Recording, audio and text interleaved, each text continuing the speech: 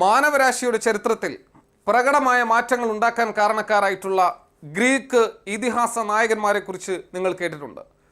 പ്ലേറ്റോയെ, അരിസ്റ്റോട്ടിലിനെ, തൂസിഡൈറ്റ്സിനെ, ഇറാത്തോസ്തനീസിനെ, ടോളമിയെ, അനവധിയായിട്ടുള്ള ഈ ഗ്രീക്ക് പ്രതിഭാധനന്മാർക്ക് വിളനിലമായിരുന്ന മണ്ണായിരുന്നു പുരാതന Greece.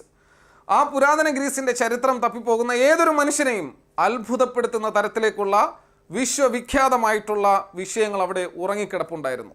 Political science, history, geography, philosophy, biology, zoology, എന്തിനേറെ വൈദ്യശാസ്ത്രവും ഗണിതശാസ്ത്രവും ഉൾപ്പെടെയുള്ള വിഷയങ്ങൾ ഉത്ഭവിച്ചു എന്ന് നമ്മൾ കരുതപ്പെടുന്ന ആ ഗ്രീക്ക് സംസ്കാരം. ആ ഗ്രീക്ക് സംസ്കാരത്തിൻ്റെ ഒരു പ്രധാനപ്പെട്ട വിഭാഗമായിട്ടുള്ള ഏതൻസ് എന്ന് പറയുന്ന ഒരു രാഷ്ട്രത്തെക്കുറിച്ചും ഒരു നഗരരാഷ്ട്രത്തെക്കുറിച്ചും അവിടെ ഉണ്ടായിരുന്ന ചില സംഭവ വികാസങ്ങളെക്കുറിച്ചും മാത്രമാണ് ഈ ഒരു ചെറു വീഡിയോയിൽ നമ്മൾ ചർച്ച ചെയ്യാൻ പോകുന്നത്. പ്രിയപ്പെട്ട ഉദ്യോഗാർത്ഥികളെ, ഏവർക്കും, എൻ്റെ പ്രിയപ്പെട്ട HST ഉദ്യോഗാർത്ഥികൾക്ക് ഏവർക്കും ഗ്രീക്ക് സംസ്കാരത്തിലെ ഏതൻസിനെ കുറിച്ചുള്ള ചില വിവരങ്ങൾ എത്തിക്കുന്നതിന് വേണ്ടി ഞാൻ സ്വാഗതം ചെയ്യുകയാണ്. മക്കളെ നോക്കുക, ഈജിയൻ എന്ന് പറയുന്ന ഉൾക്കടല്, ഈജിയൻ എന്ന് പറയുന്ന കടലിലേക്ക് നീണ്ടു നിൽക്കുന്ന ഒരു ഭാഗമായിരുന്നു അറ്റിക്ക എന്ന് പറയുന്ന ഒരു ഭൂപ്രദേശം. അത് ഒരു ഉപദ്വീപായിരുന്നു. നിങ്ങൾക്കറിയാം ഉപദ്വീപ് എന്താണ് എന്ന് നിങ്ങൾക്കറിയാം. സോ 3 ഭാഗങ്ങളും സമുദ്രങ്ങളാൽ ചുറ്റപ്പെട്ട ആ ഒരു ലാൻഡായിരുന്നു അറ്റിക്ക എന്ന് പറയുന്നത്. സോ അറ്റിക്കയിൽ ഏകദേശം 12 പോളിസുകൾ ഉണ്ടായിരുന്നു. പോളിസ് എന്ന് വെച്ച് കഴിഞ്ഞാൽ ഗ്രീക്ക് സംസ്കാരങ്ങളിൽ നിങ്ങൾ പഠിച്ചിട്ടുണ്ട് നഗരരാഷ്ട്രങ്ങൾ. അറ്റിക്കയിലെ 12 നഗരരാഷ്ട്രങ്ങളിൽ ഏറ്റവും പ്രധാനപ്പെട്ടവനായിരുന്നു ഏതൻസ് എന്ന് പറയുന്ന ഒരു നഗരരാഷ്ട്രം. ഏതൻസിന്റെ വിശ്വവിഖ്യാതമായിട്ടുള്ള ചരിത്രത്തിന്റെ ഓരോ തിരുശേഷിപ്പുകളും എടുത്ത് പരിശോധിച്ച് നോക്കുമ്പോൾ ഒരുപക്ഷെ അത്ഭുതം തോന്നിയില്ലെങ്കിൽ മാത്രമാണ് അത്ഭുതം ഉണ്ടാവുക. സോ ഇവിടെ നമുക്ക് കൃത്യമായും ചരിത്രത്തിലേക്ക് ഒന്ന് കടക്കാം. ഭൂമിശാസ്ത്രപരമായിട്ടുള്ള പ്രത്യേകതകൾ നിങ്ങൾ കണ്ടു. എന്താണ് ഏതൻസ്? ഈജിയൻ കടലിലേക്ക് നീണ്ടു നിൽക്കുന്ന ഒരു ഉപദ്വീപ് അറ്റിക്ക. അറ്റിക്കയിലെ 12 നഗരരാഷ്ട്രങ്ങളിൽ ഏറ്റവും പ്രധാനപ്പെട്ടതായിരുന്നു ഏതൻസ് എന്ന് പറയുന്നത്. BC 700 ആണ്ടിന് മുമ്പ് ഏതൻസിന്റെ മേധാവിത്വത്തിൽ അറ്റിക്കയിലെ എല്ലാ നഗരരാഷ്ട്രങ്ങളും സംയോജിപ്പിച്ചു. അതായത് ബലവാന്റെ കൂടെ നിന്നും. അറ്റിക്ക എന്ന് പറയുന്നത് 12 പോളിസുകളായിരുന്നു എങ്കിലും ഈ 12 പോളിസുകളും ഏതൻസ് എന്ന് പറയുന്ന ഏറ്റവും വലിയ മഹാശക്തിയുടെ കൂടെ നിന്ന് ഈ അറ്റിക്ക എന്ന് പറയുന്ന പ്രദേശം തന്നെ ഏതൻസ് എന്ന് പറയുന്ന ഒരു സാംസ്കാരിക പൈതൃകമുള്ള ചരിത്ര പ്രാധാന്യമുള്ള ഒരു സ്ഥലമായി മാറുന്നു. നിങ്ങൾക്കറിയാം, ഇന്ന് നമ്മുടെ നാട്ടിൽ നമ്മൾ ഈ ഒരു കണ്ടംപററി ലോകത്തെക്കുറിച്ച് ചിന്തിക്കുമ്പോൾ ഏറ്റവും പ്രതിഭാശാലികളെന്നും അല്ലെങ്കിൽ ഏറ്റവും വികസിത വിഭാഗക്കാർ എന്നും നമ്മൾ കൺസിഡർ ചെയ്യുന്ന ഒരു വിഭാഗം ലോകത്തിലെ ഏറ്റവും കൂടുതൽ ഡെൻസിറ്റി ഉള്ള കോണ്ടിനെന്റ് ആയിട്ടുള്ള യൂറോപ്യൻസ് ആണ്.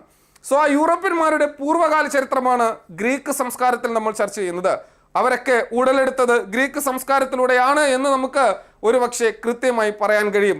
അതിനു മുമ്പുള്ള ചരിത്രത്തെക്കുറിച്ചും നാഗരികതയെക്കുറിച്ചുമെല്ലാം നമ്മൾ ആപ്പിൽ ക്ലാസ് പ്രൊവൈഡ് ചെയ്തിട്ടുണ്ട് എങ്കിലും നിങ്ങളെ കുറച്ച് ശ്രദ്ധ ഇങ്ങോട്ട് കൊണ്ടുവരാൻ വേണ്ടിയാണ് ഏതൻസിന്റെ ചരിത്രവുമായി ഞാൻ നിങ്ങളുടെ മുമ്പിലേക്ക് എത്തിയത്. സോ BC ബിഫോർ ക്രൈസ്റ്റ് 700 ആണ്ടോടുകൂടി ഏതൻസ് എന്ന് പറയുന്ന ശക്തമായ ഒരു നഗരരാഷ്ട്രത്തിന്റെ കീഴിലായി ഈ പറയുന്ന അറ്റിക്ക എന്ന് പറയുന്ന ഒരു ഭൂപ്രദേശം. സ്വാഭാവികമായും നമുക്കറിയാം, ജനാധിപത്യമൊക്കെ ഉടലെടുത്തത് ഗ്രീക്ക് സംസ്കാരത്തിലാണ് നമ്മൾ പഠിച്ചിട്ടുണ്ട്. പക്ഷേ ഈ അറ്റിക്കയുടെ നിയന്ത്രണം അല്ലെങ്കിൽ ബഹുഭൂരിപക്ഷം വരുന്ന ഈ പോളിസുകളുടെ നിയന്ത്രണം ഏതൻസിൽ നിക്ഷിപ്തമായതോടുകൂടി തന്നെ ആദ്യം അവിടെ രാജ്യഭരണമായിരുന്നു ആരംഭിച്ചിരുന്നത്. എന്നാൽ BC 7-ാം നൂറ്റാണ്ടിൽ രാജ്യഭരണത്തിന്റെ സ്ഥാനത്ത് പ്രഭു ജനാധിപത്യം ആവിർഭവിച്ചു. അതായത് പ്രഭുത്വ ഭരണത്തിലേക്ക് വന്നു. BC 621 ഏതൻസിന് ഒരു ലിഖിത നിയമസംഹിത ഉണ്ടാക്കിയത് ഡ്രാക്കോ എന്ന് പറയുന്ന ഒരു ഭരണാധികാരിയാണ്. സോ ഒരു ഡ്രാക്കോ എന്ന് പറയുന്ന ഒരു വ്യക്തിയാണ്. നിങ്ങൾ ഓർത്തു വെക്കേണ്ട ഒരു പേരാണ് ഡ്രാക്കോ എന്ന് പറയുന്നത്. കാരണം ചരിത്രത്തിന്റെ ദിശാസന്ധികൾ എടുത്ത് പരിശോധിച്ച് നോക്കുമ്പോൾ ഒരു കാരണവശാലും പ്രത്യേകിച്ച് ഗ്രീക്ക് സംസ്കാരവുമായി ബന്ധപ്പെട്ട് നമുക്ക് ഒഴിവാക്കാൻ കഴിയാത്ത ഒരു പേരാണ് ഡ്രാക്കോ എന്ന് പറയുന്ന വ്യക്തിയുടെ പേര്. അപ്പോൾ ഗ്രീക്ക്, അതായത് ഏതൻസ് BC 621 ഏതൻസിന് വേണ്ടി ഒരു റിട്ടേൺ നിയമസംഹിത ഉണ്ടാക്കിയത് ആര് എന്ന് ചോദിച്ചു കഴിഞ്ഞാൽ അത് ഡ്രാക്കോ ആണ്.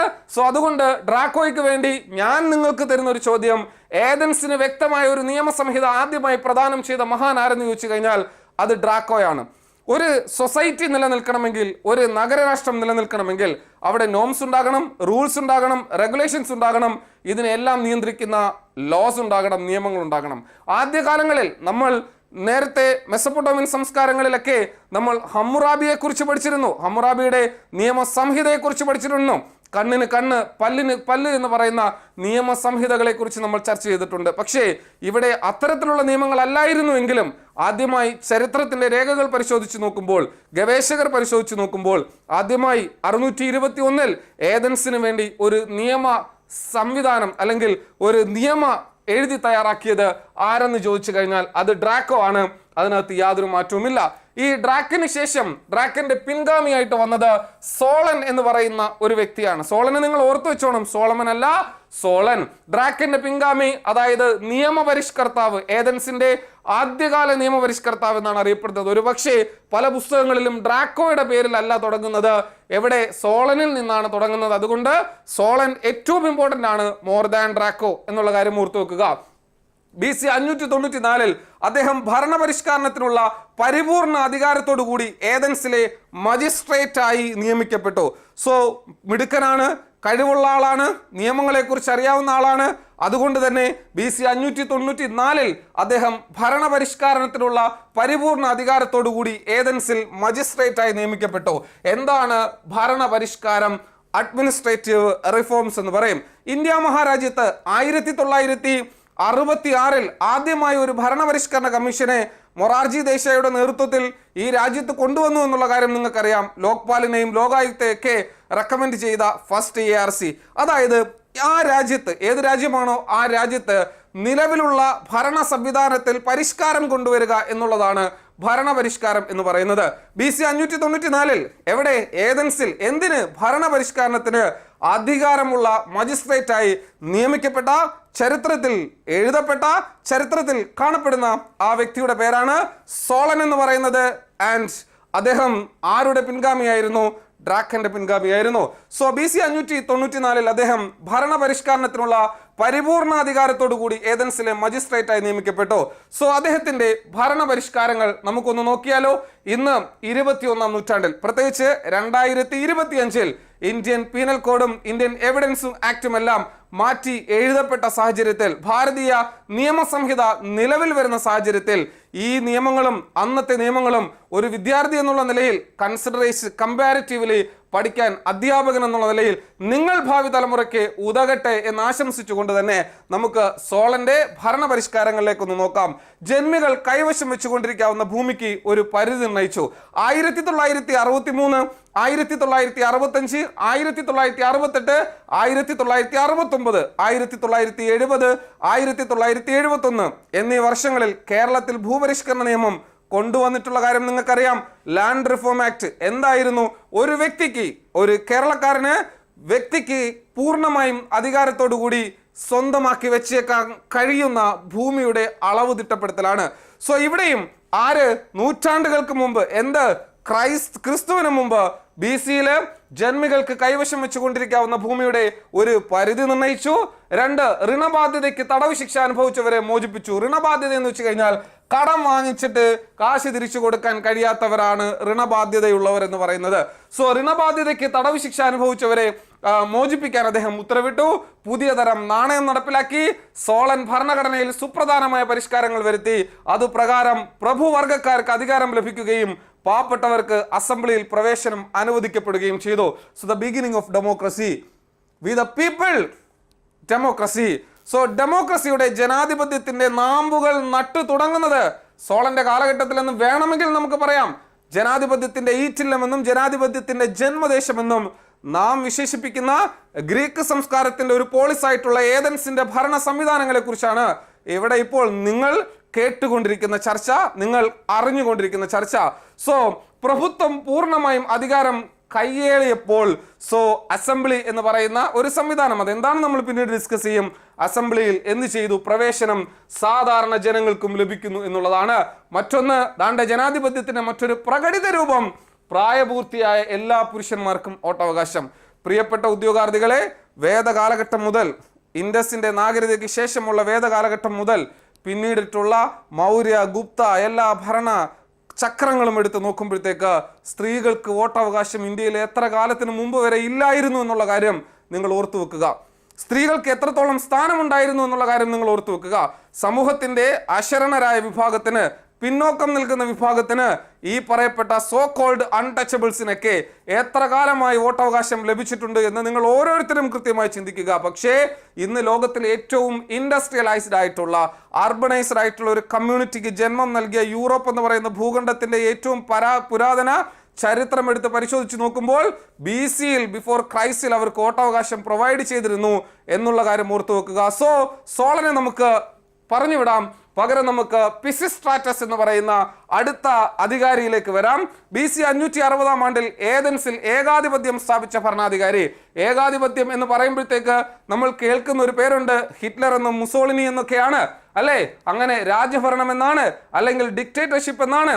പക്ഷേ ഏകാധിപത്യ ഭരണമായിരുന്നുവെങ്കിലും ജനങ്ങളോട് ഇഷ്ടമുള്ള, ജനങ്ങളെ സേവിക്കാൻ ഇഷ്ടപ്പെട്ട, ജനങ്ങൾക്ക് വേണ്ടി ജീവിക്കാൻ ഇഷ്ടപ്പെട്ട ഒരു ഭരണാധികാരി ആയിട്ടാണ് ചരിത്രം പിസിസ്ട്രാറ്റസിനെ എന്ത് ചെയ്യുന്നത്, ഉറ്റുനോക്കുന്നത്. ഭരണഘടനയെ തകർക്കാതെ തന്നെ, ഡ്രാക്കോയും സോളനുമൊക്കെ ചേർന്നുണ്ടാക്കിയ ഭരണഘടനയെ തകർക്കാതെ തന്നെ അതിന്റെ ചട്ടക്കൂടുകളിൽ സ്വച്ഛാധിപത്യം അദ്ദേഹം സ്ഥാപിച്ചു എന്നുള്ളതാണ്. കാർഷികാഭിവൃദ്ധിക്ക് പ്രോത്സാഹനം നൽകി, ഒലിവ് കൃഷി വർദ്ധിപ്പിച്ചു, കളിമൺ പാത്ര വ്യവസായം വികസിപ്പിച്ചു, അറ്റിക്കയിലെ വിവിധ ഭാഗങ്ങൾ തമ്മിൽ ബന്ധിപ്പിക്കുന്ന നിരവധി റോഡുകൾ നിർമ്മിച്ചു. പിസിസ്ട്രാറ്റസിന് ശേഷം, അത് ഞാൻ പറയാം, ഈ 4 കണ്ടന്റുകൾ നിങ്ങളൊന്ന് നോക്കിയേ. കാർഷിക അഭിവൃദ്ധിക്ക് പ്രോത്സാഹനം നൽകി. ഒരു ഭരണാധികാരി എങ്ങനെ ആയിരിക്കണം? ഒരു ഭരണാധികാരി സ്വന്തം കുടുംബത്തെയും സ്വന്തം രാജവംശത്തെയും രാജകീയമായിട്ടുള്ള എല്ലാ പരിവാരങ്ങളോടുകൂടിയും അത്യാഡംബരപൂർണമായി ജീവിക്കുന്നതല്ല, മറിച്ച് ആ സമൂഹത്തിലെ, ആ രാഷ്ട്രത്തിലെ ഏറ്റവും താഴെയുള്ളവനും എങ്ങനെ ആഹാരം കഴിക്കുന്നു, എങ്ങനെ വസ്ത്രം ധരിക്കുന്നു, എങ്ങനെ അവൻ കാർഷികാഭിവൃദ്ധിയിൽ ഏർപ്പെടുന്നു എന്നതിനെയൊക്കെ കുറിച്ച് കൃത്യമായ ധാരണയുള്ള ആളായിരിക്കണം. ഒലിവ് കൃഷി അവിടുത്തെ പ്രധാനപ്പെട്ട കൃഷിയാണ്, അത് വർദ്ധിപ്പിച്ചു. കളിമൺ പാത്ര വ്യവസായം പുരാതന കാലമാണ്, സംസ്കാരമാണ്, ഗ്രീക്ക് സംസ്കാരമാണ്. നമുക്ക് പ്രധാനപ്പെട്ട റിട്ടൺ എവിഡൻസുകളൊക്കെ അപൂർവമായി മാത്രം ലഭിക്കുന്നതാണ്. ഹോമറുടെ ഹിലിയഡ്, മെഡീസി ഒക്കെയാണ് പലപ്പോഴും സ്പാർട്ടയുടെ ഒക്കെ ചരിത്രം രചിക്കാൻ പ്രധാനമായും കാരണഭൂതനായിട്ടുള്ളത്. സ്വാഭാവികമായും അറ്റിക്കയിലെ വിവിധ ഭാഗങ്ങൾ തമ്മിൽ ബന്ധിപ്പിക്കുന്ന നിരവധി റോഡുകൾ നിർമ്മിച്ചു. ഈ പിസിസ്ട്രാറ്റസിന് ശേഷം അധികാരത്തിൽ വന്നത് 2 പേരാണ്, ഹിപ്പിയാസും ഹിപ്പാർക്കസും. പക്ഷേ ഇവർ 2 പേരെയും വധിച്ചു എന്നുള്ളതാണ് ഓർത്തു വെക്കേണ്ടത്. ചരിത്രരേഖകൾ കാണുന്നത് പിസിസ്ട്രാറ്റസിന് ശേഷം വന്ന ഹിപ്പിയാസിനെയും ഹിപ്പാർക്കസിനെയും എന്ത് ചെയ്തു? വധിച്ചു. അതിനുശേഷമാണ് നമ്മുടെ സാധനം വരുന്നത്. മറ്റൊരു പ്രമുഖനായിട്ടുള്ള ഭരണാധികാരി സോളന്റെ ഭാഗിനയൻ, സോളന്റെ മരുമകനാണ്. അദ്ദേഹത്തിന്റെ പേരാണ് ക്ലൈസ്തനീസ് എന്ന് പറയുന്നത്. ഒരു പക്ഷേ നൂറ്റാണ്ടുകൾക്കിപ്പുറവും ക്ലൈസ്തനീസിനെയും സോളമിനെയും ഡ്രാക്കോയെയും പിസിസ്ട്രാറ്റസിനെയും ഒക്കെ നമ്മൾ പഠിക്കണമെങ്കിൽ നിങ്ങളൊന്ന് ചിന്തിച്ചു നോക്കിയേ. നൂറ്റാണ്ടുകൾക്ക് മുമ്പ് നിന്നവരാണ് അവര്. നാളത്തെ തലമുറ നമ്മളെ എത്ര പേരെ ഓർക്കും എന്നുള്ള കാര്യം നിങ്ങളൊന്ന് ആലോചിച്ച് നോക്കിയേ. അതുകൊണ്ട് പഠനത്തെ ഏറ്റവും ശക്തമായ രീതിയിൽ മുന്നോട്ട് കൊണ്ടുപോകാൻ വേണ്ടിയുള്ള സമഗ്ര നടപടികളും നിങ്ങൾ ഓരോരുത്തരും എടുക്കും എന്ന് ഞാൻ കരുതുന്നു, എടുത്തുകൊണ്ടിരിക്കുന്നു എന്ന് ഞാൻ വിശ്വസിക്കുന്നു. ഇനിയും അത് തുടരുമെന്ന് ഞാൻ ഉറച്ചു വിശ്വസിക്കുന്നു. ഓക്കെ, ക്ലൈസ്തനീസിലേക്ക് നമുക്കൊന്ന് നോക്കാം. സോളന്റെ ഭാഗിനേയനാണ് ക്ലൈസ്തനീസ് എന്ന് പറയുന്നത്. ഗ്രീക്ക് ഡെമോക്രസിയുടെ പിതാവായി വിശേഷിപ്പിക്കുന്നു. ഇവിടെ ഒരു കൺഫ്യൂഷൻ വരും, ഞാൻ അത് അടുത്ത ആൾ പറയുമ്പോഴത്തേക്ക് ഞാൻ പറയാം. ഗ്രീക്ക് ഡെമോക്രസിയുടെ പിതാവെന്ന് ക്ലൈസ്തനീസിനെ വിശേഷിപ്പിക്കുന്നു. ഇദ്ദേഹമാണ് ഓസ്ട്രസിസം എന്ന സമ്പ്രദായം ഏതൻസിൽ ഏർപ്പെടുത്തിയത്. ചോദിക്കാൻ 100% സാധ്യതയുള്ള ഒരു കൺസെപ്റ്റാണ് ഓസ്ട്രസിസം. എന്താണ് ഓസ്ട്രസിസം? പൗരസമിതിയുടെ അഭിപ്രായത്തിൽ ഒരു രാഷ്ട്രീയ നേതാവ് രാജ്യത്തിന് എതിരായാൽ, അങ്ങനെ കൂടി ചേർത്ത് വായിക്കണം കേട്ടോ, അത് ഇതിനകത്ത് നിന്ന് വിട്ടുപോയതാണ്. രാജ്യത്തിന് എതിരായാൽ അയാളെ 10 കൊല്ലത്തേക്ക് നാട് കടത്തുന്ന വ്യവസ്ഥ. അങ്ങനെയാണെങ്കിൽ ഇന്ത്യയിലൊക്കെ എത്ര പേരിന്ന് കാണുമെന്നുള്ള കാര്യം നിങ്ങൾ ആലോചിച്ച് നോക്കണം. അപ്പോൾ എന്താണ് ostracism? That was formulated by the greatest ruler in Athens, named as Cleisthenes. The concept named as ostracism. എന്താണ് ഓസ്ട്രസിസം? പൗരസമിതി എന്ന് വെച്ച് കഴിഞ്ഞാൽ അവിടുത്തെ ഭരണസിരാ കേന്ദ്രങ്ങളിൽ പ്രധാനപ്പെട്ട ഒരു സമിതിയാണ് പൗരസമിതി എന്ന് പറയുന്നത്. അത് നമുക്ക് ഇന്ന് ഞാൻ ഡിസ്കസ് ചെയ്യുന്നില്ല, പിന്നീട് ഒരു അവസരത്തിൽ ബ്യൂളയും അതുപോലെ തന്നെ നമുക്ക് അവിടുത്തെ പൗരസമിതിയൊക്കെ ഡിസ്കസ് ചെയ്യണം. ഇവിടെ നോക്കുക, ആ പൗരസമിതിയുടെ അഭിപ്രായത്തിൽ ജനങ്ങളെല്ലാവരും ഉള്ളതാണ്. അതായത് ഇന്ന പ്രായത്തിൽ, ഒരു നിശ്ചിത പ്രായത്തിന് ശേഷമുള്ള എല്ലാവരും ഉള്ള ഒരു സമിതിയാണത്. പൗരസമിതിയുടെ അഭിപ്രായത്തിൽ ഒരു രാഷ്ട്രീയ നേതാവ് രാജ്യത്തിനെതിരെ അയാളെ 10 വർഷത്തേക്ക് നാട് കടത്തുന്ന വ്യവസ്ഥയാണ് എന്തെന്ന് പറയുന്നത് ഓസ്ട്രസിസം എന്ന് പറയുന്നത്. സോ അതിനുശേഷമാണ് ഗ്രീക്ക് ഡെമോക്രസിയുടെ സുവർണ കാലഘട്ടം. ഇതുകൂടെ പറഞ്ഞ് ഞാൻ അവസാനിപ്പിക്കുകയാണ്. ഇത് പറയാതെ പോയാൽ വിഷമമായിപ്പോൾ. കാരണം ഇത്രത്തോളം ചരിത്രത്തിൽ ഓർക്കപ്പെട്ട മറ്റൊരു വ്യക്തി ഗ്രീക്ക് സിവിലൈസേഷനിൽ ഉണ്ടോ എന്ന് ചോദിച്ചാൽ, പിന്നീട് ഏതൻസിലുണ്ടോ എന്ന് ചോദിച്ചു കഴിഞ്ഞാൽ, ഒരു ഭരണാധികാരി എന്നുള്ള നിലയിൽ മറ്റാരുമില്ല. അരിസ്റ്റോട്ടലിനെ നമ്മൾ ഓർക്കുന്നു, പ്ലേറ്റോയെ നമ്മൾ ഓർക്കുന്നു, അലക്സാണ്ടറെ നമ്മൾ ഓർക്കുന്നു, തൂസിഡൈറ്റ്സിനെ നമ്മൾ ഓർക്കുന്നു, ഇറാത്തോസ്തനീസിനെ നമ്മൾ ഓർക്കുന്നു, ടോളമിയെ നമ്മൾ ഓർക്കുന്നു, അങ്ങനെ പൈതഗോറസിനെ നമ്മൾ ഓർക്കുന്നു, ഹിപ്പോക്രാറ്റസിനെ ഞാൻ ഓർക്കുന്നു. ഇപ്പോൾ ഇവരെല്ലാവരെയും പഠിക്കണം എന്നുള്ള കാര്യം കൂടിയാണ്. ഹിപ്പോക്രാറ്റസ് വൈദ്യശാസ്ത്രമാണ്, ടോളമി ജോഗ്രഫിയാണ്, ഇറാത്തോസ്തനീസ് ജോഗ്രഫിയാണ്, അരിസ്റ്റോട്ടില് പൊളിറ്റിക്കൽ സയൻസ്, ബയോളജി, സുവോളജിയാണ്, ഹെറോഡോട്ടസ് ഹിസ്റ്ററിയാണ്. ഇവരെല്ലാവരും പല മാനവിക ശാസ്ത്ര വിഷയങ്ങൾക്കും ജന്മം നൽകിയവരാണ്. സോ അവരെയൊക്കെ ഈ സിവിലൈസേഷനുമായി ബന്ധപ്പെട്ട് നമ്മൾ പഠിക്കണം. അവരുടെയൊക്കെ റിലേഷനും ഈ സിവിലൈസേഷനുമായി ബന്ധപ്പെട്ട് നമ്മൾ പഠിക്കണം. പക്ഷെ ഞാൻ ഇവിടെ ഏറ്റവും അധികം പ്രാധാന്യത്തോടെ എൻ്റെ പ്രിയപ്പെട്ട HST ഉദ്യോഗാർത്ഥികൾക്ക് നിങ്ങളുടെ മുമ്പിലേക്ക് തരുന്നൊരു പേരാണ് പെരിക്ലിയൻ എന്ന് പറയുന്നത്. ഗ്രീസിൽ പെരിക്ലസ് എന്ന് പറയുന്ന ഭരണാധികാരിയുടെ ഭരണകാലത്തെയാണ് പെരിക്ലിയൻ യുഗം എന്നറിയപ്പെടുന്നത്. അത്ര വലിയ ഇമ്പോർട്ടൻ്റ് ഒന്നും അല്ല. പിതാവിൻ്റെ പേര് സാന്തിപ്പസ്, മാതാവിൻ്റെ പേര് അഗാരിസ്റ്റ. എന്നെ പ്രാകണ്ട, ഇതൊക്കെ പഠിച്ചേ പറ്റൂ. ജസ്റ്റ് ഒന്ന് ഓർത്ത് വെക്കുക, അറിയാൻ പറ്റത്തില്ലല്ലോ. കൂടുതൽ കാര്യങ്ങൾ പഠിക്കുന്നതിനനുസരിച്ച് നമ്മളെ കോഗ്നിറ്റീവ് ഡെവലപ്മെന്റ് ഉണ്ടാകും എന്നുള്ളതാണ്. സോ പിതാവ് സാന്തിപ്പസ്, മാതാവ് അഗാരിസ്റ്റ. രാഷ്ട്രീയോപദേശകരാണ് ഡെമോണിറ്റ്സ് എന്ന് പറയുന്ന ഒരു വ്യക്തി. തത്വചിന്തയിൽ ഗുരുനാഥൻ അനക്സഗോറസ് ആണ്. ഓക്കെ, ഇതൊക്കെ അങ്ങ് പഠിച്ചു വെച്ചോണം കേട്ടോ. ഞാൻ റിപ്പീറ്റ് ചെയ്തില്ല, അത്ര വലിയ ഇമ്പോർട്ടൻ്റ് ഒന്നും അല്ല. ഓക്കെ, ഏതൻസിന്റെ സുവർണകാലം എന്നറിയപ്പെടുന്നത് പെരിക്ലിയന്റെ കാലഘട്ടമാണ്. പെരിക്ലസിന്റെ കീഴിൽ ഏതൻസ് ഹെല്ലാസിന്റെ പാഠശാല എന്ന് പദവിക്ക് അർഹമായി തീർന്നു. ഹെല്ലാസിന്റെ പാഠശാല. നമ്മുടെ രാജ്യത്ത്, ഇന്ത്യ മഹാരാജ്യത്ത്, ക്ഷേത്രപ്രവേശന വിളംബരം കേരളത്തിൽ 1936 ഗുരുവായൂർ സത്യാഗ്രഹം. എന്തേലും പെട്ടെന്ന് ഓർത്ത പോലെ മിസ്റ്റേക്ക് ഉണ്ടെല്ലാം ക്ഷമിച്ചേക്കണേ. ഓക്കെ, അപ്പോൾ കേരളത്തിൻ്റെ ചരിത്രം എടുത്തു നോക്കുകയാണെങ്കിൽ എല്ലാ മതവിഭാഗക്കാർക്കും ക്ഷേത്രത്തിൽ പ്രവേശിക്കാൻ കഴിഞ്ഞിട്ട് എത്ര കാലമായി എന്ന് നിങ്ങളൊന്ന് ചിന്തിച്ചു നോക്കുക. അതെല്ലാം പോട്ടെ, എല്ലാ മതവിഭാഗക്കാർക്കും സവർണ വിഭാഗത്തിലെ സ്ത്രീകൾക്കും ബാക്കി സവർണരല്ലാത്ത മുഴുവൻ അവർണ വിഭാഗത്തിലെയും ആൾക്കാർക്ക് സമ്പൂർണമായി വിദ്യ അഭ്യസിച്ചെടുക്കാൻ അവകാശം നേടാൻ എത്ര കാലമെടുത്തു എന്ന് നിങ്ങളൊന്ന് ചിന്തിച്ചു നോക്കി. ഈ ഗ്രീക്ക് സംസ്കാരത്തിൽ വാസ്തുവിദ്യയുടെയും ശില്പകലയുടെയും ചരിത്രത്തിൻ്റെയും സാഹിത്യത്തിൻ്റെയും തത്വചിന്തയുടെയും ഒക്കെ വളർച്ചയ്ക്ക് നിർണായക പങ്ക് വഹിച്ച ഏതൻസ് ഭരണാധികാരികളിൽ ഏറ്റവും പ്രമുഖനായിട്ടുള്ള വ്യക്തിയാണ് പെരിക്ലസ് എന്ന് പറയുന്നത്. സോ തത്വചിന്തയ്ക്കും വാസ്തുവിദ്യയ്ക്കും ശില്പകലയ്ക്കും ചരിത്രത്തിനും അതുപോലെ തന്നെ തത്വചിന്തയ്ക്കും എല്ലാം പ്രാധാന്യം കൊടുത്തത് കൊണ്ട് അദ്ദേഹത്തിൻ്റെ കാലഘട്ടത്തിൽ പെരിക്ലിസിന്റെ കീഴിൽ ഏതൻസ് ഹെല്ലാസിന്റെ പാഠശാല എന്ന പദവിക്ക് അർഹമായി തീർന്നു. എന്താണ് ആ പദവിക്ക് അർഹമായത് എന്നുള്ള കാര്യം ഞാൻ പറയുകയും ചെയ്തു. പരമാധികാരം എക്ലീസിയ എന്ന് പറയുന്ന ഒരു ജനകീയ സഭയിൽ നിക്ഷിപ്തമായിരുന്നു. എക്ലീസിയ ബ്യൂള, അത് നിങ്ങളങ്ങ് പഠിച്ചോണം. നിങ്ങളുടെ ക്ലാസ്സിൽ ടീച്ചർ പഠിപ്പിക്കും, അതങ്ങ് പഠിച്ചോണം. ഞാൻ ഇന്നിവിടെ എക്സ്പ്ലെയിൻ ചെയ്യുന്നില്ല, നമുക്ക് കുറേ അധികം കണ്ടന്റായി. സോ എക്ലീസിയ എന്ന ജനകീയ സഭയിൽ നിക്ഷിപ്തമായിരുന്നു. ഏതൻസിലെ എല്ലാ പൗരന്മാരും ഈ എക്ലീസിയ എന്ന് പറയുന്ന ജനകീയ സഭയിൽ അംഗമായിരുന്നു. കൊല്ലത്തിൽ 40 പ്രാവശ്യം ഈ സഭ സമ്മേളിച്ച് നിയമനിർമ്മാണം നടത്തുകയും വിദേശകാര്യം, ഭക്ഷ്യകാര്യം മുതലായവയെ പറ്റി തീരുമാനമെടുക്കുകയും ചെയ്തിരുന്നു. എന്ത് മനോഹരമായിരുന്നു എന്നുള്ള കാര്യം ആലോചിച്ച് നോക്കുക. സോ എക്ലീസിയ എന്ന ജനകീയ സഭ ഏതൊരു ഉദ്യോഗസ്ഥനെയും സ്ഥാനഭ്രഷ്ടനാക്കുന്നതിനും ഉദ്യോഗസ്ഥന് വധശിക്ഷ നൽകുന്നതിനും ഈ സഭയ്ക്ക് അധികാരമുണ്ടായിരുന്നു. അപ്പോൾ ജനങ്ങളെ ഇഷ്ടപ്പെടാത്ത, ജനങ്ങൾക്ക് ദ്രോഹം ചെയ്യുന്ന ഒരു ഭരണാധികാരിക്ക് അധികകാലം നിലനിൽക്കാൻ ഏതൻസിൽ കഴിയില്ല.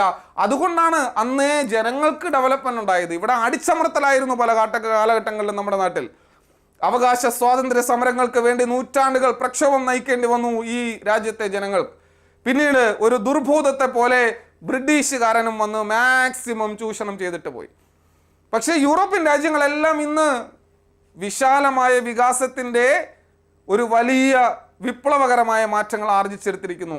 പക്ഷെ നമുക്ക് മാറണം. അതുകൊണ്ട് ജാതിയുടെയോ മതത്തിൻ്റെയോ വർഗത്തിൻ്റെയോ വർണ്ണത്തിൻ്റെയോ ഭാഷയുടെയോ വേഷഭൂഷ വിധാനങ്ങളുടെയോ പേരിലല്ല നമ്മൾ പരസ്പരം കലഹിക്കുകയും നമ്മൾ തർക്കിക്കുകയും നമ്മൾ അടിപിടി ഉണ്ടാക്കുകയും ചെയ്യേണ്ടത്. മറിച്ച് നമ്മുടെ രാജ്യത്ത്, നമ്മുടെ നാട്ടിൽ ഈ പറയുന്ന മാനവിക ശാസ്ത്ര വിഷയങ്ങളിൽ, സാങ്കേതിക വിദ്യയുടെ വിഷയങ്ങളിലൊക്കെ നവയുഗ പ്രതിഭകൾക്ക് വീരോചിതം മുന്നേറാൻ കഴിയുന്ന തരത്തിലുള്ള സാഹചര്യങ്ങൾ ഒരുക്കി കൊടുക്കുകയാണ് വേണ്ടത്.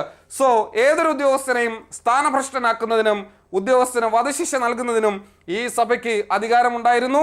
പ്രത്യക്ഷ ജനാധിപത്യത്തിന്റെ സമ്പൂർണ്ണ രൂപമെന്ന് എക്ലീസിയെ വിശേഷിപ്പിച്ചു.